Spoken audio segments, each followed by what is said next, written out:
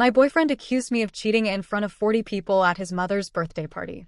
I'm 6 months pregnant and I never cheated. Before I start telling my story, tell me where you're watching this video from. Let's go. I'm sitting on my parents' porch at 3 in the morning, with a cup of chamomile tea getting cold in my hands, trying to understand how my life turned upside down in a matter of weeks. I'm 6 months pregnant. I've been with Daniel for 3 years. I never cheated on him. It never even crossed my mind to cheat on him. And 10 days ago, during his mother's 60th birthday party, in front of approximately 40 people including his entire family, his friends, work colleagues, and people I'd never seen in my life, he stood up with a glass of wine in his hand and announced to everyone that he was going to demand a DNA test as soon as the baby was born. Because he wasn't an idiot and knew how to recognize when a woman was trying to get money from him. Let me go back a bit because I know you'll need the full context to understand the magnitude of all this craziness. I met Daniel 3.5 years ago at a wedding. My cousin Letitia was getting married and Daniel was friends with the groom since college. We sat at the same table during the reception because Letitia had put all the single people together, that classic Cupid attempt that usually doesn't amount to anything. But with us it did. We talked all night. He was funny, intelligent, had this contagious laugh that made everyone around look and smile too. He worked as a civil engineer at a big company, had plans to open his own business one day, talked about his family with so much affection that I already imagined he must be a good person. We exchanged numbers, started talking every day, and 3 weeks later we had our first real date. The first 2 years were perfect. Like those relationships you see in movies and think it must be fake, nobody is that happy. We were. He met my parents in the first year of dating, and they loved him instantly. My mother even commented that she had never seen me so radiant. I met his family around the same time. His mother, Beatriz, was polite but cold from day one. That type of woman who smiles but you feel like she's evaluating you every second, measuring whether you're good enough for her son. The father, Rogerio, was more relaxed, the type who prefers to stay quiet and let his wife run everything. Daniel had an older sister, Camila, who was 35 years old and married with 2 children. She was nice to me at first. We even went out for lunch a few times, and I thought I had made a friend in the family. Daniel and I moved in together after a year and a half of dating. We rented a 2-bedroom apartment in a good neighborhood, split all the bills 50-50, built our life together from scratch. He talked about marriage all the time. Said I was the woman of his life, that he wanted to build a family with me, that he saw us growing old together. I believed every word. After 2.5 years together, I got pregnant. It wasn't planned. I took birth control religiously, but it happened anyway. When I found out and told Daniel, he was in initial shock, which was expected. We were planning to get married the following year, but a baby wasn't in the immediate plans. He was quiet for about 20 minutes, just staring at the wall, processing. Then he hugged me tight and said we would manage, that maybe it was even better this way, that he always wanted to be a young father. In the first few weeks, he was excited. He started researching baby strollers, sent me videos of decorated children's rooms, had even started making a list of names. He told his family before I was ready because he was so excited he couldn't hold it in. And that's when everything started to fall apart, but I didn't realize it at the time. The change was subtle at first. Around the 3rd month of pregnancy, Daniel started asking strange questions. Who was that work colleague who had commented on my Instagram? Why was I taking so long to respond to his messages? Why had I gone to the market alone if he could have gone with me? At first I thought it was just insecurity of a future father, that normal nervousness of someone having a child for the first time. I answered patiently, showed my phone whenever he asked, gave an account of everything. But the questions only increased. He started asking to see my phone several times a week. He checked my conversations, my emails, even my Google searches. I let him because I thought that with time he would calm down, that it was just a phase. I even offered to put a location tracker on my phone so he could see where I was at any time. He accepted right away. I thought this would help, that he would see I had nothing to hide and would relax. Relaxing is exactly what he didn't do. In the 4th month of pregnancy, I discovered the WhatsApp group. It was completely by accident. Daniel had left his phone on the couch while taking a shower, and a message appeared on the screen. It was from his best friend Ricardo saying, "So bro, any news about that subject?" Something in my stomach turned. I can't explain it, it was instinct. I picked up his phone and opened WhatsApp. What I saw made me sit on the floor because my legs simply stopped working. There was a group called Cuckold Crown with 17 people. 17. They were all Daniel's friends, including his cousins, work colleagues, even his brother-in-law, Camila's husband. And there was an entire conversation, which had started about 3 weeks before, where Daniel had told everyone he was almost certain I had cheated on him and that the baby probably wasn't his. He had said I was that type of woman. To this day, I don't know what that means, because never in my entire life have I given anyone reason to think that about me. He had said I was acting strange since I got pregnant, too calm, too tranquil, and that a truly pregnant woman gets more nervous. Like, what's the logic in that? If I were nervous, I'd be truly pregnant, but since I'm calm, then I must be hiding something? His head was completely distorted. But the worst part, the absolutely worst part of everything, was that these 17 guys had made a poll. A real poll, like those Instagram ones, only about who had gotten me pregnant. The options were Marcos from her work, a colleague I had mentioned maybe twice because we worked on the same project, her ex, who I hadn't seen in 4 years, the personal trainer, I didn't even have a personal trainer, I went to the gym alone, some random guy, and Daniel's cousin. 17 people voted. Some voted more than once as a joke. There were comments like, I bet on Marcos, office affair is classic, and the cousin for sure, she always looked at him a lot. The cousin himself, who was named Felipe and who I had seen maybe 5 times in my life, had responded with, you guys are crazy but I don't doubt anything about her. I sat on that living room floor for so long that my legs went numb. Daniel was still in the shower, singing Even, completely oblivious to the fact that I had just discovered he had turned my pregnancy into a WhatsApp group joke. When he came out of the bathroom in a towel, he saw me with the phone in my hand and his face completely changed. He knew right away what I had seen. I tried to stay calm. I asked with the most controlled voice I could, what is this? He came running trying to grab the phone from my hand, which already told me everything. When I held the phone away from him, he started doing that apology dance. Said it was just joking around in a friends group.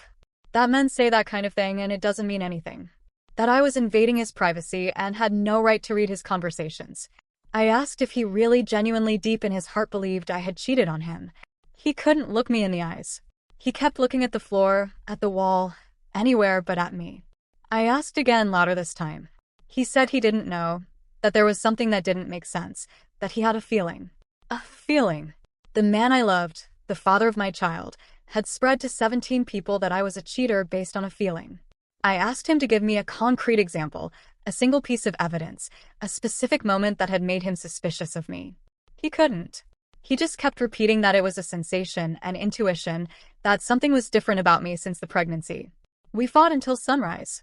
I cried. He defended himself. Nothing was resolved. He kept saying I was overreacting, that if I hadn't messed with his phone I wouldn't have found out, that it was my fault for invading his privacy. I tried to explain that the messages were about me, about our baby, about him accusing me of something horrible, and that this nullified any privacy issue. He didn't want to listen. The following weeks were hell. I thought about leaving, but I was 5 months pregnant, exhausted, nauseous all the time, and part of me still had hope that we could resolve this. Daniel eventually apologized. Said he would talk to his friends, that he would resolve the group situation. I asked if he believed me now, if he believed I had never cheated. He said yes, that he was just stressed about the idea of being a father, and that his head had gone to a bad place.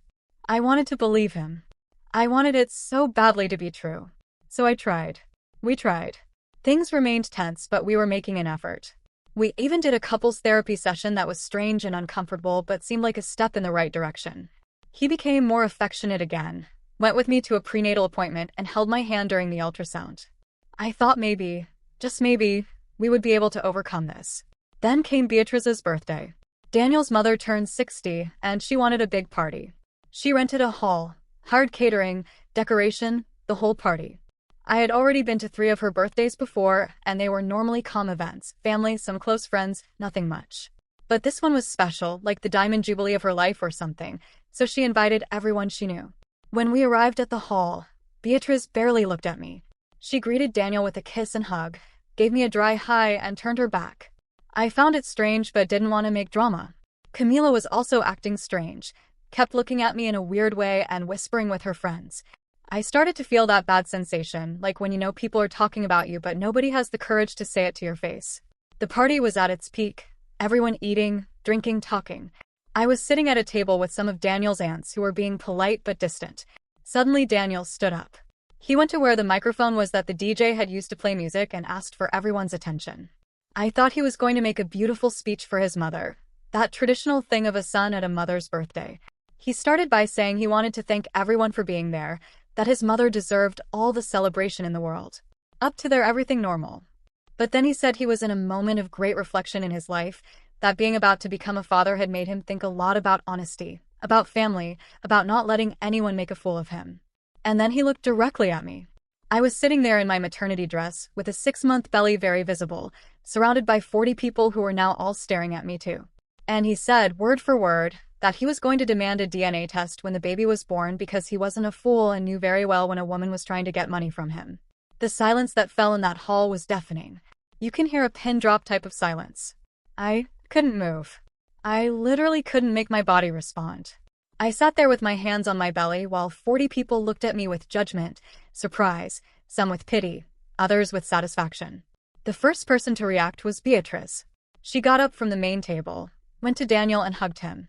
She hugged him tight in front of everyone and said loud enough for everyone to hear that she was very proud of him for finally having the courage not to let a manipulative woman destroy his life like they had done to so many good men out there.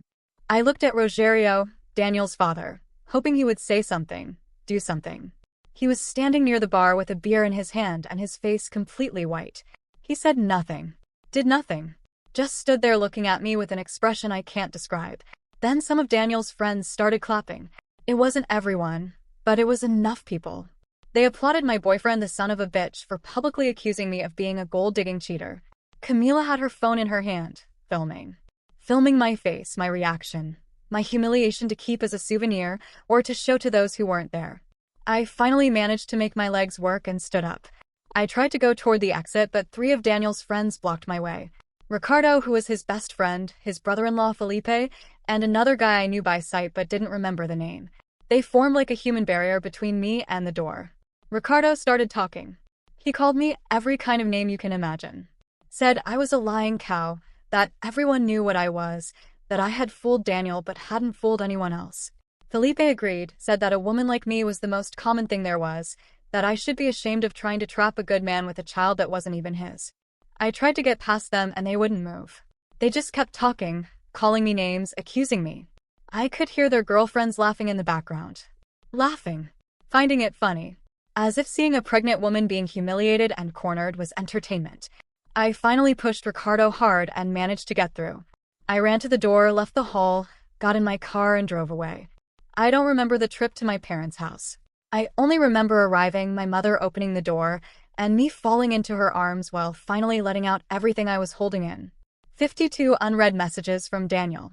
The first ones were angry, saying I had embarrassed him by leaving like that. Then they became confused, asking why I wasn't responding. Then desperate. Please answer. We need to talk. Are you okay?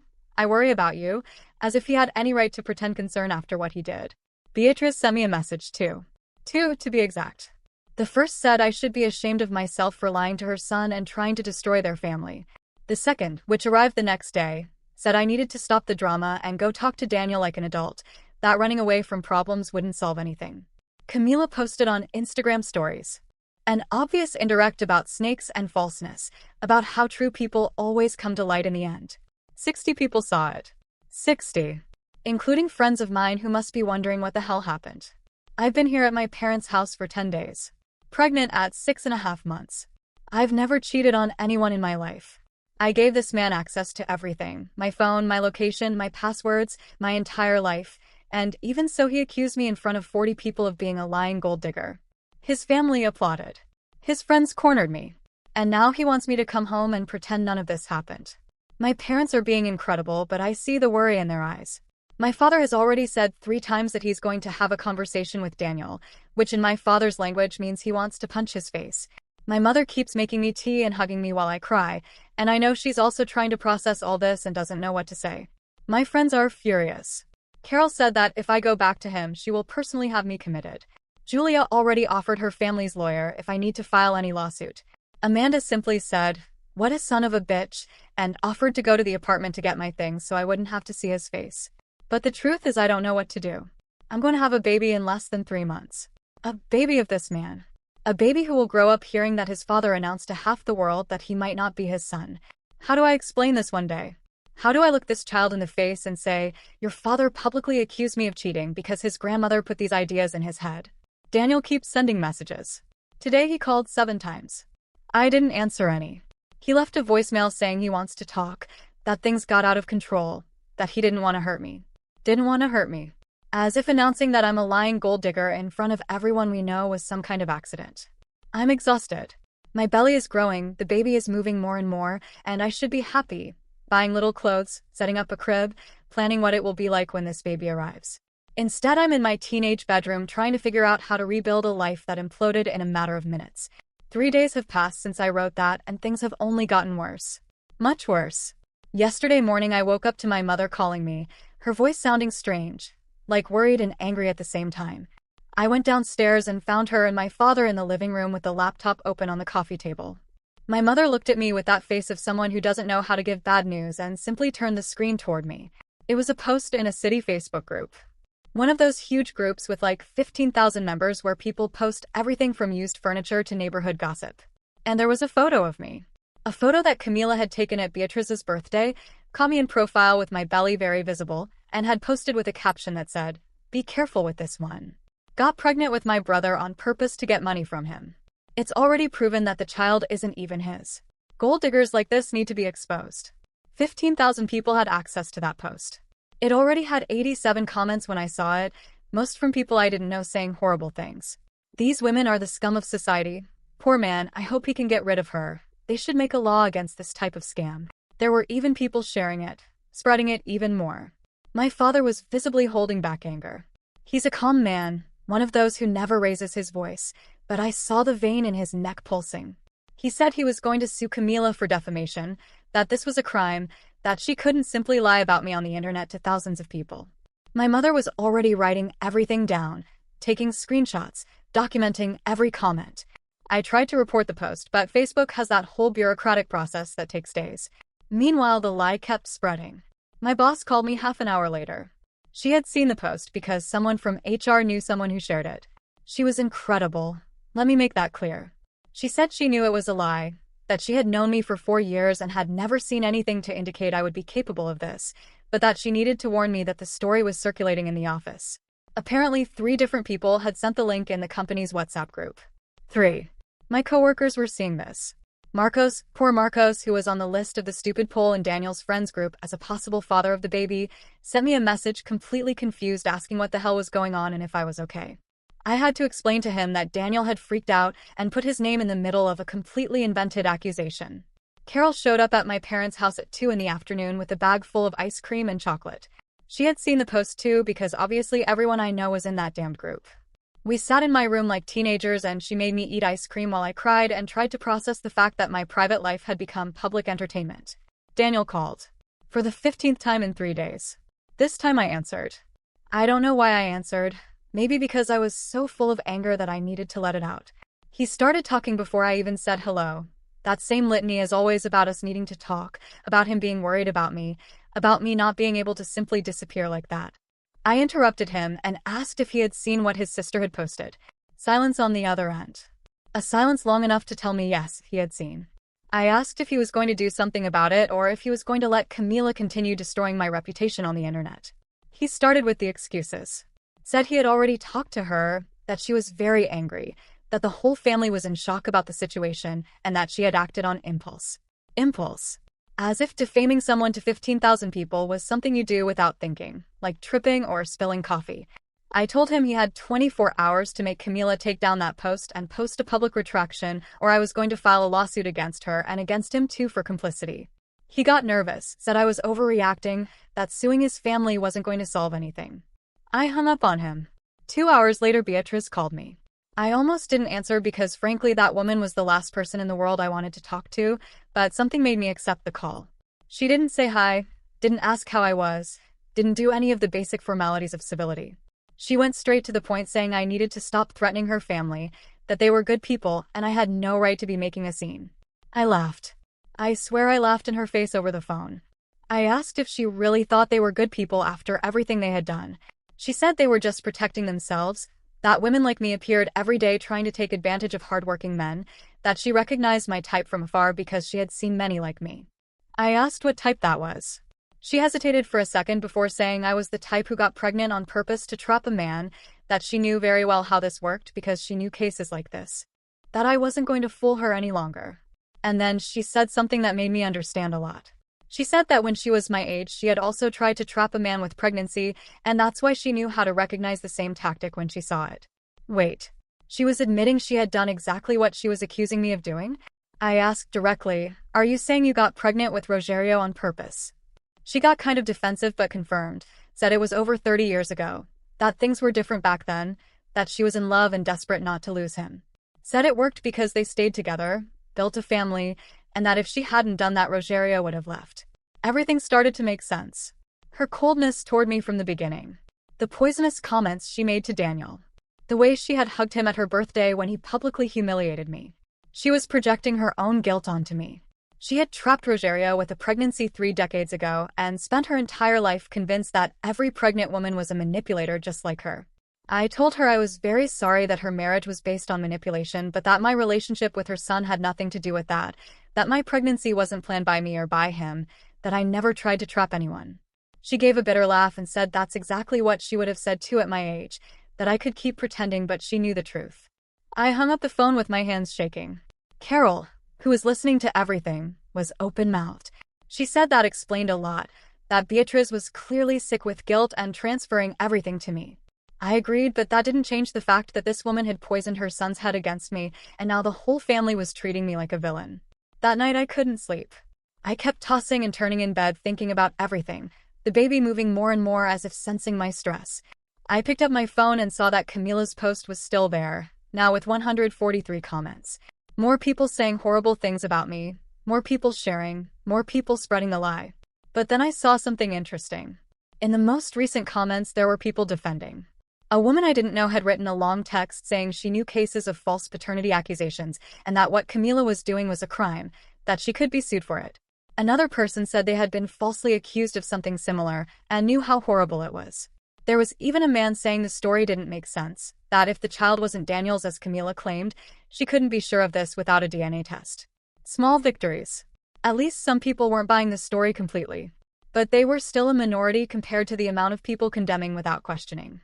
The next day, my mother woke me up early saying we had a meeting with a lawyer. My father had arranged everything, an acquaintance of his who specialized in family and defamation cases. The 3 of us went together, me still practically in pajamas because I didn't have the energy to get properly dressed. The lawyer, Dr. Enrique, got straight to the point. He said I had a strong case against Camila for defamation, that her post was clearly slanderous and could be sued. But he also warned that lawsuits like this took time, that it could take months or even years to resolve, and that maybe the most efficient thing would be to first try to make her take down the post and publicly retract. He suggested sending an extrajudicial notification, that formal letter from a lawyer that usually scares people enough to stop the nonsense. If Camila ignored it, then we would file a real lawsuit. I agreed. I just wanted it to stop, for my name to stop being dragged through the mud on the internet. Dr. Enrique also suggested I do a DNA test as soon as the baby was born, not because he doubted me, but because it would be the only way to shut everyone up once and for all. It would be definitive, indisputable proof that Daniel was the father, and that the whole cheating story was invented.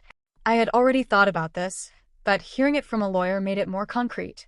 When we left his office, my mother was visibly calmer. Having an action plan seemed to have relieved some of her anxiety.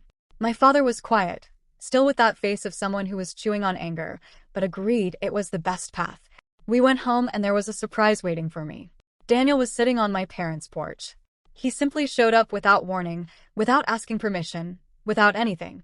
My father was visibly tense when he saw him there, but my mother held my father's arm as if saying, "Let me handle this." Daniel stood up when he saw me. He looked terrible, like he hadn't slept in days, deep dark circles, unshaven. He started talking in a rush, saying he needed to talk to me, that he couldn't stand not talking to me anymore, that he was desperate. My father took a step forward, but I put my hand on his arm and said I would handle it. I told Daniel that if he wanted to talk, it had to be right there, in front of my parents, because I didn't trust being alone with him anymore. He looked at my mother and father and was embarrassed, but agreed. We sat on the porch, him on the lower step, me in a chair my mother placed for me. My parents stayed at the door, giving space but clearly watching. Daniel started with the usual apologies. Said he had done everything wrong, that he didn't know what had gotten into him, that his family had put ideas in his head and he had believed them. I cut him off and asked about Camila's post. He sighed and said he had fought with her, that he told her to take down the post, but she was refusing. Said Camila thought she was protecting him and didn't understand the gravity of what she had done. I said he had until the end of the day to make his sister take that down, or my lawyer would take action. He went pale when I mentioned lawyer. He asked if I was really thinking about suing his family. I said I wasn't thinking, I was going to sue if they didn't fix the damage they had done. He was silent for a moment before asking if there was still any chance for us. If after everything I could still imagine us together. I looked at him, this man I had loved so much, who I had imagined growing old with, building a life, raising children. And I saw a stranger. I saw someone who had betrayed me in the worst possible way, not with another body, but with distrust and public humiliation. I told him I didn't know. That all I knew was that he had completely destroyed my trust in him and his family, and that rebuilding that would take a long time if it was even possible. I said first he needed to fix what he broke, make Camila take down the post, make a public retraction, explain to everyone who accused me that he was wrong. Only after that could we think about anything beyond basic co-parenting. He asked if I would let him be present when the baby was born. I said yes because it was his right as a father, but that didn't mean we were together or that everything was okay. It just meant I wasn't going to prevent him from meeting his own child. He stayed a bit longer trying to talk, trying to convince me he could fix everything. But I was exhausted. Almost 7 months pregnant, emotionally destroyed, with no energy for more drama. I asked him to leave and let me rest. He hesitated but ended up leaving, not without looking back several times as if hoping I would change my mind and run after him. I didn't run. I stayed sitting on that porch watching him leave and wondering how he had gotten there. How a relationship that seemed so solid had crumbled so completely. How the man who said he loved me had been capable of treating me that way. My mother sat next to me and stayed holding my hand in silence. Sometimes you don't need words. You just need someone there, reminding you that you're not alone. And in that moment, with my mother beside me and my baby moving in my belly, I realized that even with all this chaos, I was going to be okay. Maybe not now, maybe not tomorrow, but eventually. Because at the end of the day, I hadn't done anything wrong. I hadn't cheated. I hadn't lied. I hadn't set anything up. And the truth always comes to light, sooner or later. I just needed to hold on until then. I'm going to tell the end of this whole story because I know you followed from the beginning and deserve to know how everything was resolved. I warn you from now that this will be long because a lot happened in the last 2 months, and some of these things still leave me in disbelief when I think about them. First, the most important part, my daughter was born. Sophia, 3.2 kilograms, was born by normal delivery after 16 hours of labor that made me question all my life choices. She's perfect. Has huge dark eyes, black hair that the pediatrician said was rare in newborns, and when she cries it seems like she's conducting an orchestra, she's so dramatic.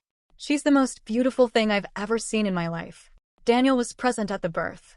I know a lot of people in the comments said not to let him, but at the end of the day he's her father, and as angry as I was with him, I didn't want to take away that moment.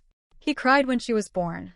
Cried like a child, holding her little hand and apologizing to me repeatedly while the doctors stitched my episiotomy. It wasn't exactly the moment I had imagined for apologies, but life is like that. But let me go back a bit and tell what happened before Sophia was born, because that's when things got really interesting. Remember I had given 24 hours for Camila to take down that post? She didn't. The 24 hours passed, then 48, and the post remained there, now with over 300 comments, most still calling me every kind of horrible thing. Dr. Enrique sent the extrajudicial notification. Proper protocol, registered letter, formal notice that she had 72 hours to remove the defamatory content and post a public retraction or face a lawsuit. You know what Camila did?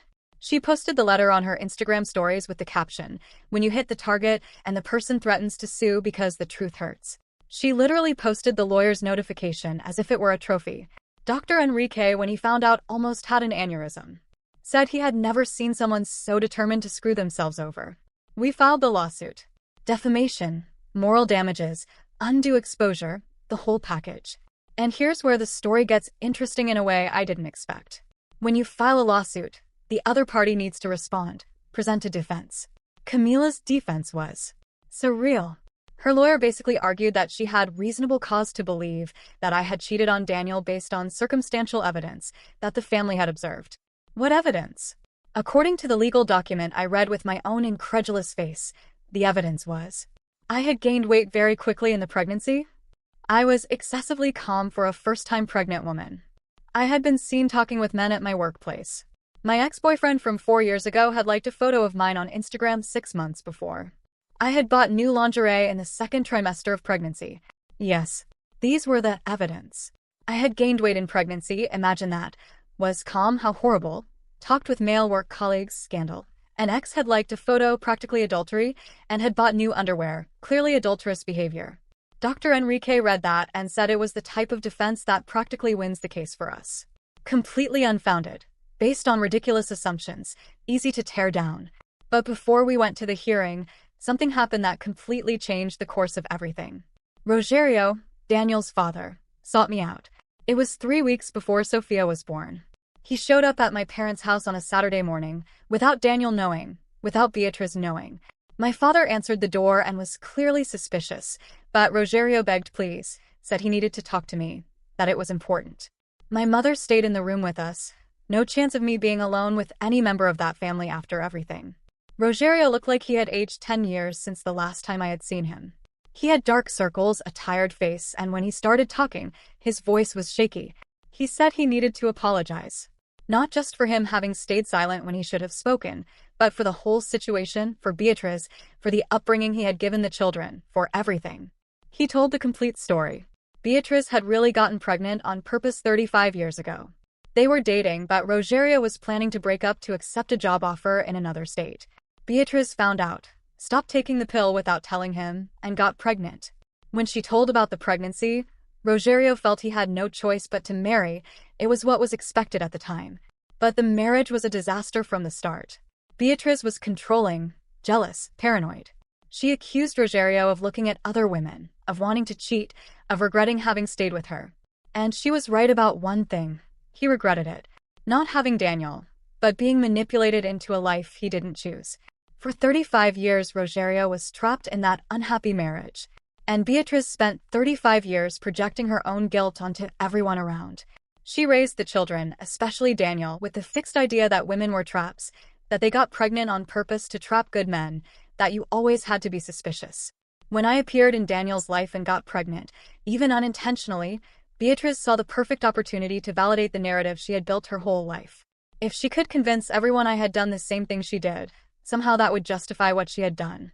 If all women did this, she wasn't the villain. She was just one more. Rogerio said he had stayed silent for so long because he was afraid. Afraid of Beatriz, afraid of exploding the family, afraid of admitting he had wasted 35 years of his life.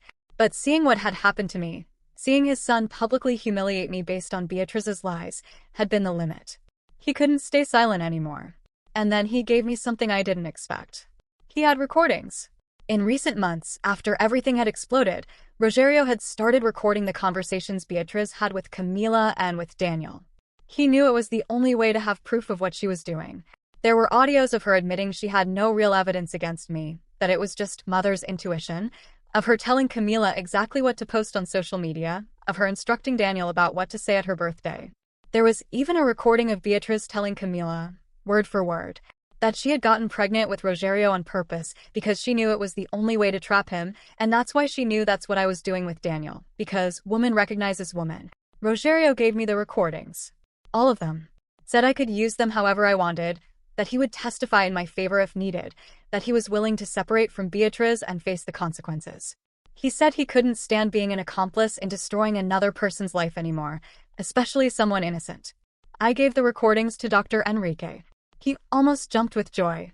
Said that was pure gold, that it not only proved defamation but proved premeditation, manipulation, the whole thing. We added the recordings to the lawsuit. When Beatriz and Camila received notification that we had the recordings as evidence, things fell apart. Beatriz tried to say the recordings were illegal, that Rogerio had violated her privacy. Dr. Enrique explained that in cases where there's suspicion of crime, defamation in this case, recordings can be used as evidence. She was screwed. Camila panicked. She called me crying, begging me not to sue, saying she had been influenced by her mother, that she didn't know what she was doing. I told her she knew exactly what she was doing when she posted my photo to 15,000 people calling me a gold digger. That she knew when she filmed my face at Beatriz's birthday. That she knew when she refused to take down the post, even after the notification. She was crying so hard I could barely understand what she was saying, but it didn't change anything. Daniel also sought me out. He came to my parents' house, this time visibly desperate. Said his father had told him everything, that he didn't know his mother had manipulated so much, that he felt like an idiot. I told him he was an idiot. An adult idiot who chose to believe gossip and paranoia instead of the woman carrying his child. But I also saw he was genuinely destroyed. His family was imploding. His father was separating from his mother after 35 years. His sister was facing a lawsuit. Everything he thought he knew about his family was a lie. And he had been a key piece in my humiliation based on these lies. That's when I had to make a decision. I could go forward with the complete lawsuit, destroy Beatriz and Camila financially and socially, have my complete revenge. And part of me wanted that. Really wanted to see them pay for everything they did. But there was another part of me, the part that was about to be a mother, that knew revenge wasn't going to erase what happened. It wasn't going to undo the humiliation. It wasn't going to automatically recover my reputation. It wasn't going to make time go back. So I proposed an agreement. Camila would post a complete public retraction in the same Facebook group, admitting she had lied, that she had no evidence, that I had never cheated on Daniel, and formally apologizing. The post would stay pinned at the top of the group for a full month. She would also pay compensation for moral damages, an amount Dr. Enrique calculated based on the reach of the defamation. Beatriz would make a public statement too, admitting she had influenced her son based on personal projection, not on facts. And she would pay for family therapy for Daniel to deal with all the trauma she had caused. If they accepted all this, I wouldn't take the lawsuit to the end. If they refused, we would go to trial and I would use each one of those recordings and the lawsuit would become public and everyone would know exactly what kind of people they were. They accepted. Camila's retraction was posted 2 days before Sophia was born. It was a long text where she admitted having lied, apologized profusely, explained she had been influenced by false information from the family, and categorically stated I had never done anything wrong. The comments were a mix of shocked people demanding more explanations, and some people saying they already knew the original story didn't make sense. Beatriz made a post too, shorter but equally humiliating for her. She admitted having projected her own story onto her son's relationship, apologized for having caused suffering, and took complete responsibility. But you know what was the best part? It wasn't the posts. It was what happened at Sophia's first birthday last week. Daniel and I didn't get back together. Not as a couple, at least. We co-parent. He comes to see Sophia 3 times a week, takes her to spend weekends with him when she's older, pays child support on time, is present. We're cordial, sometimes even friendly. But the trust that existed? That died at Beatriz's birthday and didn't resurrect. We decided to have a small party for Sophia's first birthday. Just close family and some friends. I wasn't going to invite Daniel's family, obviously. But he asked to bring Rogerio. Just Rogerio. I agreed because Rogerio had been the only person from that family who had done the right thing in the end. On the day of the party, Rogerio showed up with a woman. She was beautiful, about his age, and he had a smile on his face I had never seen before. He introduced me to Marta, his girlfriend. They had met in the support group for people leaving abusive relationships that his therapist had recommended. Rogerio had definitively separated from Beatriz. He had left home, rented an apartment, and for the first time in 35 years was living the life he wanted. He was in therapy, working through the trauma of decades of manipulation, and was happy. Genuinely happy. Beatriz, according to Rogerio, was living alone, practically not talking to anyone. Camila had distanced herself from her too after realizing the level of manipulation she had suffered her whole life. Hank, Daniel's brother, had cut off contact completely. She had lost the entire family for not being able to admit her own mistakes and projecting onto everyone around. As I watched Sophia destroy the birthday cake, with her little face all dirty with pink frosting, surrounded by people who really loved her, I realized something. I had won. Not in the way I imagined. Not with explosive revenge or total destruction, but I won anyway. My daughter would grow up knowing the truth. Would grow up with a mother who fought for her, who didn't accept being defamed in silence, who stayed firm even when everyone was against her. Would grow up seeing the paternal grandfather who had the courage to restart his life at 60 years old. Would grow up in an environment where lies weren't tolerated and where the truth, however painful, always came to light. And you know what else? My reputation recovered. Slowly, but it recovered. The people who had believed Camila's posts saw the retraction. Many sent me messages apologizing for having judged without knowing both sides. My work colleagues did a collection and gave me a beautiful maternity gift with a card signed by everyone apologizing for having doubted me. Marcos, poor thing, who had been dragged into this mess without having anything to do with it, brought a gift for Sophia, and we laughed about how his name had ended up in that ridiculous poll. He ended up becoming a real friend, someone I know I can count on. Daniel is working on himself, doing intensive therapy, trying to unlearn 30 years of poison his mother injected in his head. He's a good father to Sophia. I still don't know if one day we'll be able to be something again besides co-parents. But nowadays it's not my priority to find out. My priority is this girl who's sleeping in my lap now, who doesn't know anything about adult drama, who only knows she's loved. So for those who followed from the beginning, for those who sent messages of support, for those who shared similar stories, for those who simply read and were outraged with me, thank you. You helped me maintain sanity in the most difficult moments. The story didn't have the fairy tale ending I imagined when I met Daniel at that wedding 3 years ago. It didn't end with a marriage proposal and happily ever after. But it ended with something better, with the truth exposed, with justice being done, with a healthy baby sleeping safe, and with me knowing I'll never again let someone make me doubt who I am. And to Beatrice, if by any chance you're reading this, I didn't cheat on your son. Never cheated. And the only person who really trapped someone in a relationship based on lies was yourself. I hope one day you can live with that. For everyone going through something similar, don't accept being humiliated in silence. Don't let anyone destroy your reputation without fighting. Document everything. Seek legal help. Surround yourself with people who believe in you. The truth always finds a way to come to light, even if it takes time. Sophia just woke up and is looking at me with those huge eyes that are just like mine. She doesn't know she's growing up in a world that tried to destroy her mother before she was even born. But when she's big enough to understand, she'll know her mother didn't bow her head, didn't accept the false narrative, and fought to ensure she was born into a life based on truth and not lies. And that, at the end of the day, is all that matters. If this story touched you in some way, please leave a like and subscribe to the channel for more stories of overcoming injustice. Your comments and support make all the difference to other people who may be going through similar situations. Until the next story.